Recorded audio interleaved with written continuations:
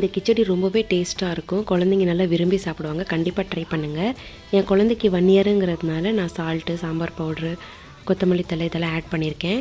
6 மாதத்துக்கு மேலே இருக்க குழந்தைங்களுக்கு, அதாவது 1 இயர்க்குள்ளே இருக்கிற குழந்தைங்களுக்கு இதெல்லாம் நீங்கள் எதுவுமே ஆட் பண்ண வேண்டாம். பெப்பர் பவுடரும் ஜீரா பவுடரும் மட்டும் போதும். மஞ்சள் தூள் நல்லா மசிச்சுட்டு கொடுங்க. நான் 1 இயர் பேபிங்கிறதுனால நான் அப்படியே கொடுக்குறேன் குழந்தைக்கு.